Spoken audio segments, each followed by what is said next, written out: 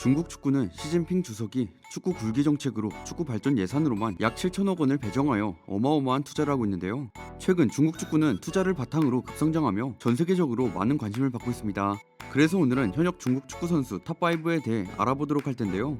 이 영상에서 소개한 선수들은 저의 개인적인 기준으로 선정했다는 점 양해 부탁드립니다. 그럼 지금 바로 시작합니다. 가장 먼저 알아볼 중국 선수는 중국인 최초로 라리가에 입성했던 선수 장청동입니다. 장청동은 랴오닝 흥원 유스팀에서부터 축구를 시작해 AC밀란 유스팀에서도 훈련했던 선수인데요. 이후 다시 랴오닝으로 복귀해 1군으로 승격되었고 2006년 산동 루넝을 상대로 프로 데뷔했습니다. 장청동은 계속해서 랴오닝에서 활약하던 도중 2008년 팀은 강등당하게 되는데 그 당시 장청동은 팀과 재계약을 진행하던 상황에서 팀과 재계약을 하지 않고 팀을 옮기게 됩니다. 이후 현재 포르투갈 2부 리그에 소속되어 있는 마프라로 이적하게 되죠. 그는 빠르게 팀에 적응하려 했지만 0910 시즌 스포르팅과의 4대3으로 패배한 경기에서 해트트릭을 기록한 이후 별다른 활약을 보여주지 못했습니다. 이후 장청동은 0910 시즌을 끝으로 마프라를 떠나 라이리아로 임대 이적하게 되는데요. 그는 2010년 8월 16일 베이라 마르와의 경기에서 0대0 무승부로 클럽에 데뷔했고 프리메이 라리가에서 뛴 최초의 중국 축구 선수가 되었습니다. 클럽에서의 임대 기간이 끝난 후에도 그는 베이라 마르에 임대되었죠. 베이라 마르에 임대된 장청동은 26번의 출전 동안 6골을 넣으며 베이라 마르에서 깊은 인상을 남기게 됩니다. 결국 11-12 시즌이 끝난 후 베이라 마르와 몇몇 상위 클럽들은 그의 영입에 관심을 가지게 되는데요. 많은 중국 팀들도 그를 영입하기를 원했지만 장청동은 유럽에서의 도전을 선택했죠. 그는 2012년 분데스리가 2부 리그에 아인트라흐트 브라운슈바이크로 임대 이적했고 얀 레겐스부르크와의 경기에서 1대0으로 승리하며 클럽에 데뷔했습니다. 하지만 이후 눈에 띄는 활약을 보여주지 못해 12경기 출전에 그쳤죠. 이후 2013년 장청동은 유럽에서의 선수 생활을 마치고 중국 슈퍼리그의 베이징 고안으로 이적했는데요. 그는 다른 프로와의 경기에서 4대0으로 승리하며 클럽에 데뷔했습니다. 그리고 그는 2014년 5월 17일 상하이 선신과의 경기에서 클럽에서의 첫 골을 넣었죠. 이후 장청동은 1월16 시즌 스페인 라리가의 라요 발레카노로 임대 이적했는데요. 이적 이후 코파델레이에서 헤타페와의 경기에서 클럽 데뷔했습니다. 2015년 12월 30일 아틀레티코 마드리드와의 경기에서 리그 데뷔전을 치렀고 라리가에서 활약한 최초의 중국 축구 선수가 되었죠. 이후 장청동은 임대 기간이 끝난 이후 허베이 화샤싱푸로 이적하며 다시 중국 리그로 돌아갔습니다. 다음으로 알아볼 중국 선수는 피파 센츄리 클럽에 가입한 중국의 간판 공격수 가오린입니다. 가오린은 장림펑, 정즈, 펑샤오팅과 함께 광저우 독주 시대를 상징하는 선수 중 한 명인데요. 2005년 8월 21일 상하이 선화에서 랴오닝 중위를 상대로 프로 데뷔했습니다.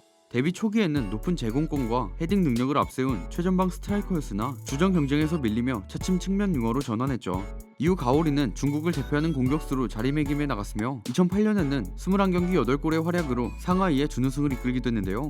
이 시즌 가오리는 상하이에서의 커리어 하이 시즌을 보냈음에도 재계약이 지지부진해 허난 제니엘, 전북 현대와의 이적설이 대두되기도 했으나 이내 3년 재계약에 합의하게 됩니다. 그러던 2010년 3월 10일 2부 리그 광저우 에버그란데로의 충격적인 이적이 발표되었는데요. 광저우는 2009년 리그 9위를 차지했지만 승부 조작 사실이 발각되어 강등 징계를 당한 상황이었는데 그 여파로 구단주가 헝다 부동산 그룹으로 바뀌었고 막대한 투자의 시발점으로 국가대표 간판 공격수 가오린에게 300만 위안의 연봉을 쥐어주며 2부 리그로 데려온 것이죠. 헝다그룹의 인수가 진행되던 이 시기 감독으로 마르첼로 리피를 선임하며 가오리는 1부 리그 승격과 역사적인 리그 7연패를 함께하게 됩니다. 광저우에서 가오리는 보통 측면 윙어로 뛰었고 2012년에는 리그 2연패를 결정짓는 골을 집어넣는 등 대활약을 하며 리그 베스트 11에도 선정되었죠. 2020년에는 자유계약으로 2부 리그 선전FC로 이적했습니다. 다음으로 알아볼 중국 선수는 상하이 상강 넘버원 골키퍼 옌진링입니다. 옌진링은 2001년 건바오 축구 아카데미에 입단하면서 축구 선수 경력을 시작했는데요. 2007 시즌 중반 그는 상하이 상강의 1군 팀으로 승격되었습니다. 옌진링은 당시 상하이 상강의 1군 골키퍼였던 구차오의 백업 골키퍼로 활약했는데 2011 시즌을 앞두고 구차오가 항저우 그린타운으로 이적하면서 옌진링은 상하이 상강의 주전 골키퍼가 되었죠. 2012 시즌 24경기에 출전하면서 상하이 상강의 중국 갑급 리그 우승을 이끌었는데요. 이후 2018년 리그 우승의 주역이 되었으며 중국 최고의 골키퍼로 인정받고 있는 선수입니다. 국가대표팀에서도 왕다레이를 밀어내고 주전 자리를 구축하고 있으며 2019 AFC 아시안컵에서도 주전 골키퍼로 출전했죠. 다음으로 알아볼 중국 선수는 현재 광저우 헝다에서 활약하고 있는 수비수 장림펑입니다. 장림펑은 1996년 지역팀인 진안에서 유스 소속으로 축구를 시작했는데요. 이후 칭다오와 광동을 거쳐 2001년 겐바오 축구 아카데미에 자리 잡았고 2005년까지 뛰었습니다. 2006년 상하이 상강 소속으로 프로에 데뷔했고 2010년까지 상하이에서 뛴 뒤 시즌 후 슈퍼리그의 광저우로 이적해 현재까지 뛰고 있죠. 국가대표로는 2009년 요르단과의 경기에서 처음으로 A대표로 데뷔했고 그 경기에서 데뷔골까지 터뜨렸는데요. 그 후 중국 대표팀 주전 센터백으로 낙점되었고 정지가 세대교체로 인해 은퇴하게 되면 다음 국가대표팀 주장을 맡을 확률이 유력한 선수죠. 이런 장림펑은 펑샤오팅처럼 굉장히 저돌적이고 의욕 넘치는 플레이를 하는 파이터형 수비수인데요. 키가 눈에 띄게 큰 편은 아니지만 185라는 그리 작지 않은 키 덕분에 공중볼 다툼도 잘하는 편이며 피지컬도 좋은 선수입니다.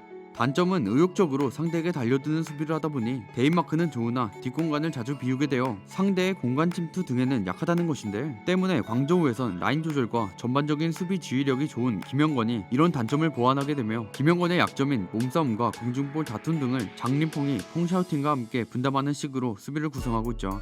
마지막으로 알아볼 중국 선수는 중국산 메시 우레이입니다. 현재 에스파뇰 소속인 우레이는 2003년 축구 영재학교인 건바오 축구 아카데미에 입단하면서 축구 생활을 시작했는데요. 이후 그는 만으로 14세의 프로 선수로 상하이 상강에 데뷔하게 됩니다.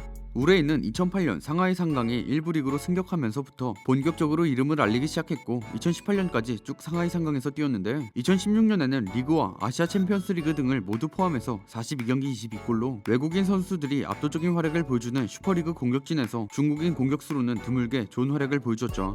2017년에는 수많은 빅리그 출신 외국인 선수들 가운데서도 슈퍼리그 골순위 3위에 오르는 활약을 보여줬습니다. 1위부터 15위까지가 3위 우레이를 제외하면 모두 외국인 선수였을 만큼 중국 리그에서 우레이의 위험을 보여준 순이었죠. 이러한 활약에 2018년 여름 울버햄튼의 우레이 영입설이 돌게 되는데요. 우레이는 상하이 상강의 리그 우승과 아침 재패가 먼저라며 이적을 거절하였고 팀에 대한 의리 역시 보여주었습니다. 이후 산동 르넌과의 리그 경기에서 멀티골을 기록하며 중국 1부 리그 통산 100골을 달성한 우레이는 2018년 중국 슈퍼리그 PK골 없이 27골을 기록하며 득점왕과 함께 리그 MVP도 수상하게 되죠. 이러한 활약에 라리가 에스파뇰에 관심을 받게 되고 우레이는 결국 유럽 진출을 선택하게 됩니다. 28살이라는 적지 않은 나이와 적응 문제, A매치와 아챔에서의 부진, 그리고 리그 수준차 때문에 우레이가 성공할 가능성에 대한 의문이 많았었는데, 이러한 문제들을 안고 치른 데뷔전 비아레알을 상대로 한 원정 경기에서 1대2로 지던 후반 33분 교체 선수로 출전하게 됩니다. 왕성한 활동량으로 서너 번 정도의 공격 찬스에 관여하는 등 좋은 모습을 보였고 동점골에 관여하고 특유의 돌파로 옐로카드를 유도하는 활약을 보여줬습니다. 이후에도 에스파뇰에서 활약했고 리그 마지막 라운드에서 추가골까지 기록하며 팀의 유로파리그 진출을 이끌었죠.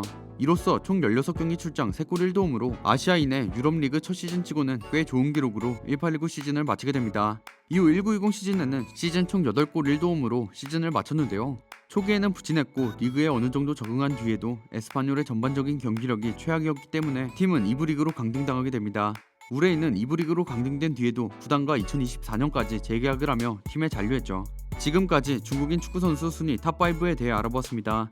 이 선수들 외에 중국 선수 중 뛰어난 실력을 가진 선수들을 알고 계신 분들은 댓글 남겨주시기 바랍니다. 전 지금까지 월간베스트였습니다. 감사합니다.